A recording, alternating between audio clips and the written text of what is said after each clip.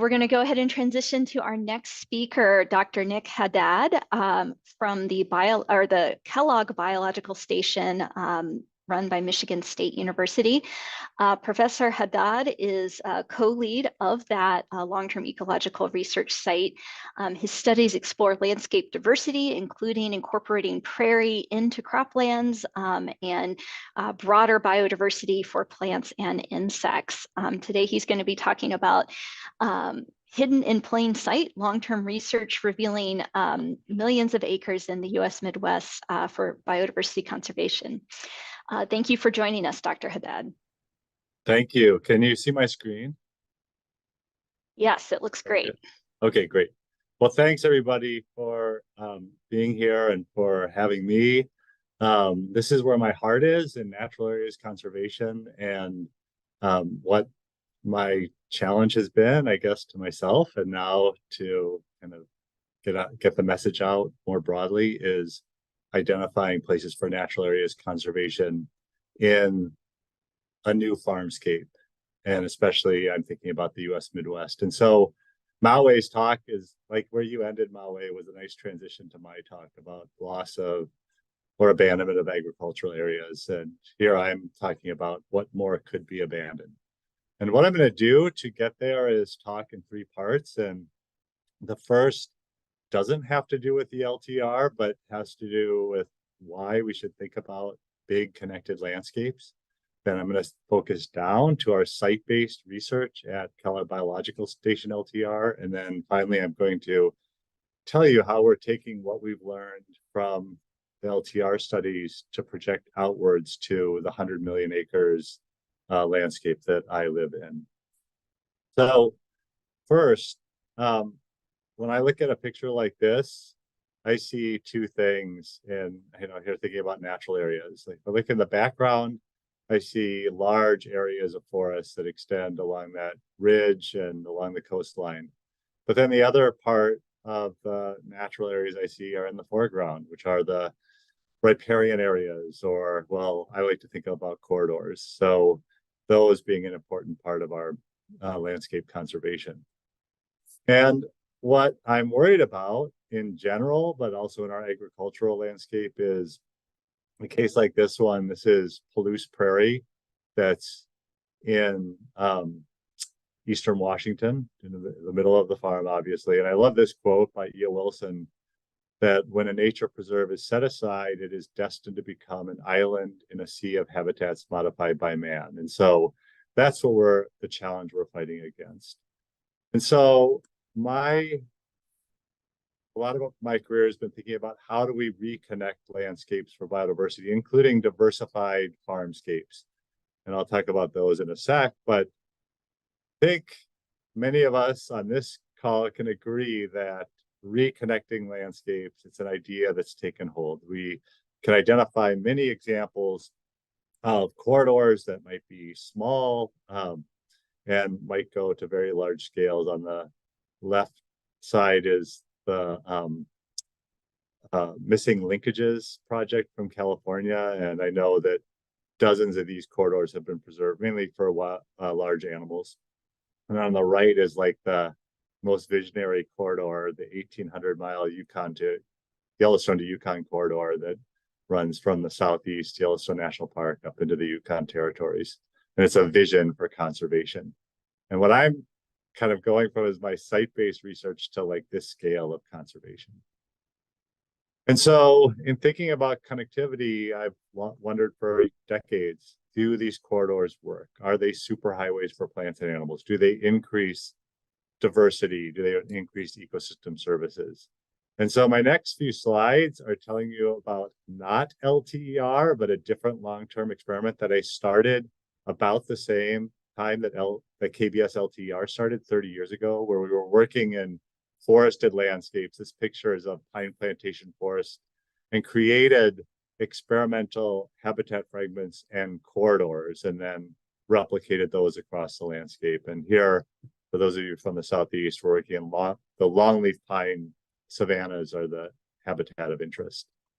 And I'm just like cutting to the conclusions here to talk about significance. So in this 30-year study, we found that yes, corridors are superhighways for butterflies, which is my first love, for other insects, for birds, for bird and wind dispersed seeds, even for small mammals and for pollen. And we found that these corridors increase colonization rates of plants and bees. We found that they reduce extinction rates. And like most amazing to me at all, something I never expected when we started this study is that, well, corridors increase diversity of plants. I expected that. But the effect of corridors on diversity has grown every year for over 2 decades, and we don't know what the positive effects of corridors will be. And it's another reason for long term. We need even decades more study to find out the answer. Okay, so now I'm going to say that's my motivation for thinking about big connected landscapes. Now I want to come to KBS LTER and talk about how we're thinking about farmscapes for biodiversity and one experiment at KBS LTER around what we call prairie strips. And I'll say, just getting into the farmscape, that there are programs like this is a figure from the Nature Conservancy that's looking at where places should be conserved in farmscapes. So they call it leading at the edge. So this could be at the edge of fields, at the edge of riparian areas, prairie strips that I'll talk about, and other places that seem ripe for conservation. So KBS LTER, we're the only row crop agriculture LTER. Over the last 34 years, we've asked about the effects of land use intensity on environment. So the most intense sites are business as usual, corn, soy, wheat, rotation, agriculture, with all the chemical inputs and such. And at the other end are native vegetation, successional grasslands, with other kinds of treatments in between that I'll talk about.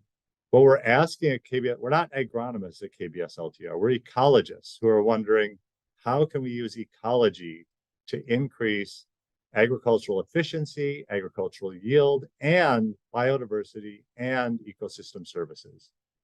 So now I'm going to hone in on one sliver of all these experiments, but thinking about landscape diversity. And so we really seized on this idea of using prairie strips, that is, areas of native vegetation that run through agricultural crops, and then asking how do those affect biodiversity and ecosystem services. And so this is a grid of our experiment on the left, and you don't really have to pay any attention to the little graph table I have on the right, but it's just to say that we worked in the most environmentally friendly row crop systems, are reduced input systems that have 30% of the chemical inputs, for example. And our biologically based systems, these are organic. And what we did is we added, just a few years ago, these prairie strips are the black lines going down the center of the plots, and asked, how do those prairie strips affect biodiversity and ecosystem function? This is what one of our prairie strips looks like, and it's not true prairie. We selected 20 native prairie plant species, 23, that have functions that we think are important to ecosystem functioning, so that provide flowers all year round for pollinators, that provide productive vegetation year round for example, beneficial insects or for microbes. And then there are different functional forms that support different types of biodiversity. And then we could ask, how do those strips affect biodiversity and ecosystem function within the strips or nearby the strips?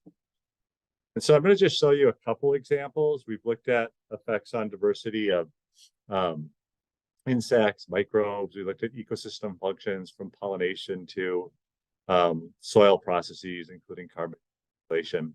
And I'm just going to give like a snippet of the results so far.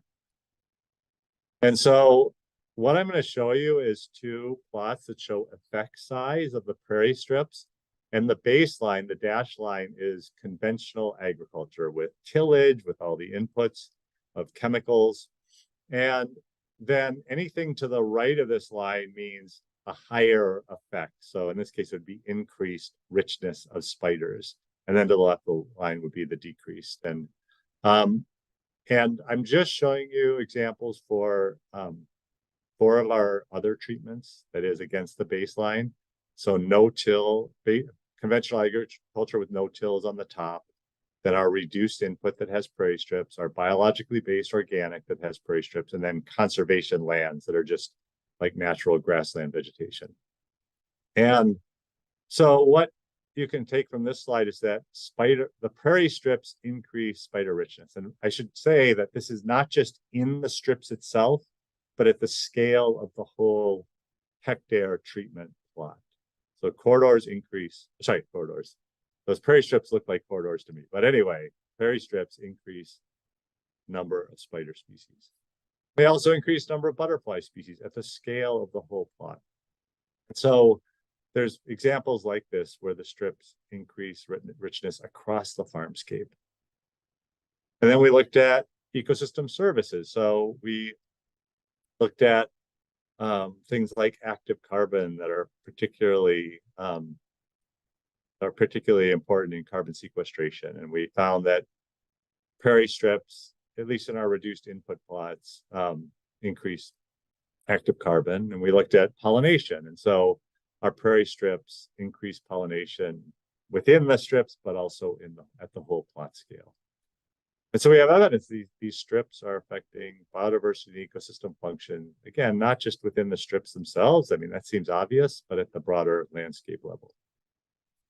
Now, we also want to know, do the effects of strips spill over from the strips out into the croplands to increase ecosystem services? And I'll just give you one example. We've looked at pollination. We put out pots of black-eyed Susans going out from the strips into the corn or soy fields.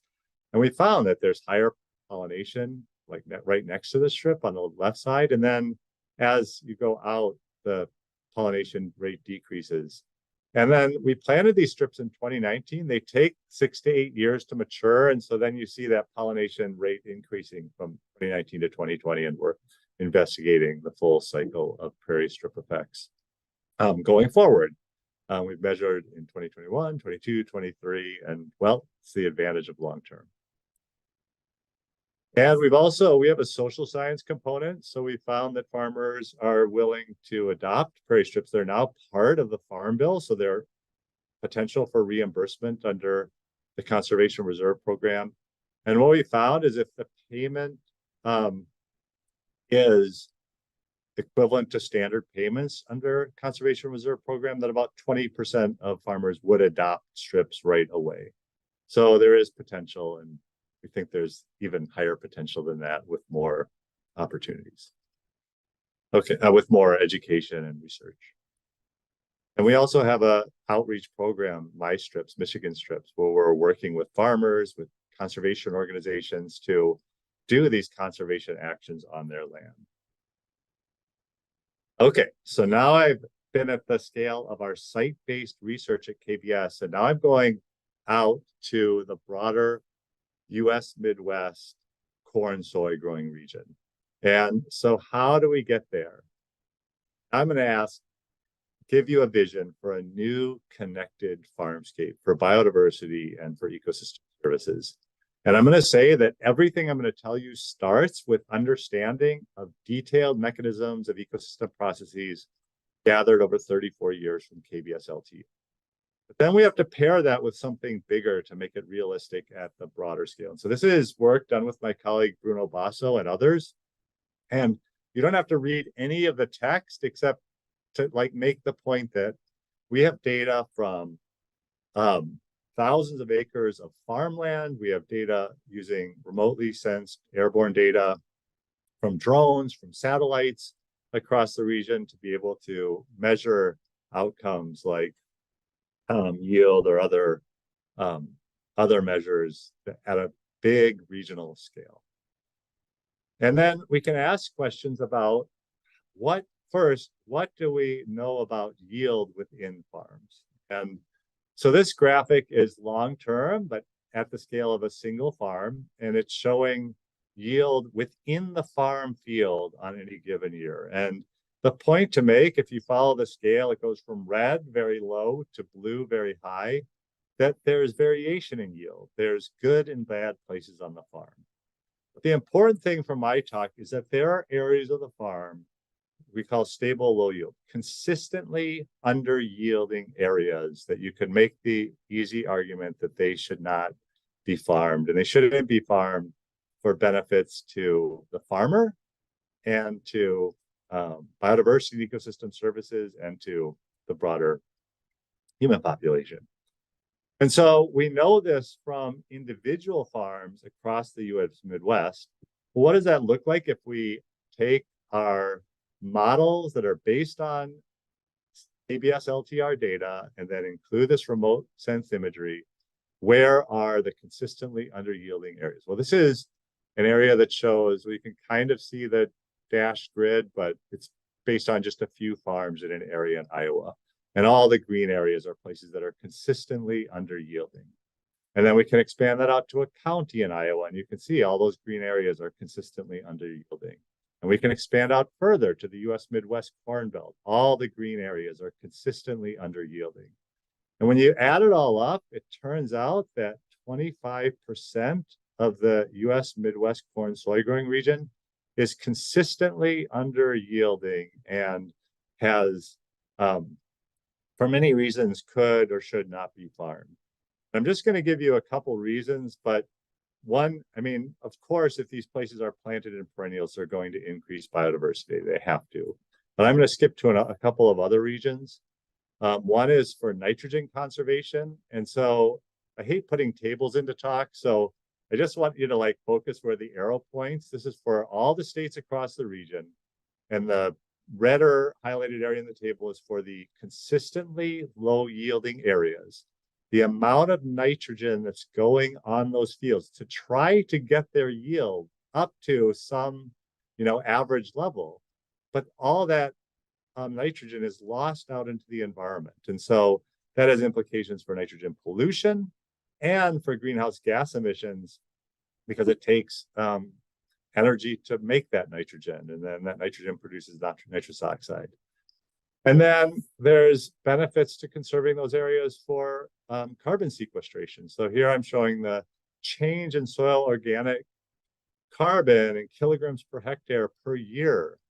And the bottom graphic is for corn, soy, croplands. And so red is losing carbon, and then the blue is up on the top part is for prairie. If those areas, same areas were in prairie, the benefits to carbon sequestration. So the vision is that we can start through precision conservation to think about profitability maps. So that's on the top where the red areas are consistently under yielding, to plant areas for biodiversity and perennials, to reduce nitrogen fertilization through variable rate nitrogen fertilization, and then to create profitability maps that identify for farmers where they can benefit financially from having planting areas to perennials. And so my take homes from my section, and this is all based on what we've learned at a mechanistic long-term level from KBS LTER, is that that perennial habitats could occupy 25% of area that's currently corn, soy, cropland. And there's benefits to this for biodiversity, ecosystem services. There's benefits for greenhouse gas mitigation, and that comes through carbon sequestration, through reduced nitrous oxide emissions, and through reduced greenhouse gases that are produced in creating fertilizer. And in the end, with this vision, you start with this small area like the prairie strip, but if you create conservation of perennial habitats from farm after farm after farm, the vision is for connectivity across million acres in the US Midwest corn soy growing region.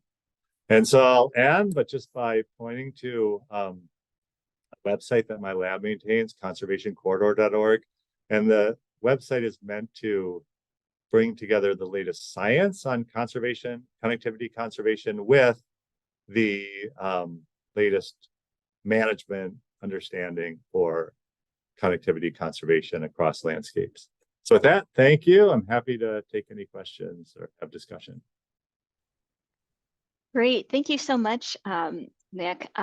We have one question in the chat. I'm going to ask that, and then we'll probably kind of keep things rolling, transition to our next talk. Candace is asking, do we need to have some significant changes in federal ag policies to make something like this happen? Well, that's interesting. That's a great question. And I love that question because the answer is for sure yes. But what, like, we don't want it to just be top down, like making people change their land management. There's also the bottom up value. When I talk to farmers, I show them a map of where the consistently under-yielding places are. I often get the responses, yeah, well, we know that. And then what are the incentive structures that make it still happen? Well, there's policies related to crop insurance, for example. I mean, that's number one. And then others relate to ethanol production and what types of areas are grazed, or how cows are fed, basically. Cows can eat anything, right? So they can eat dairy or they can eat corn. Great. 40% of corn is grown for cows.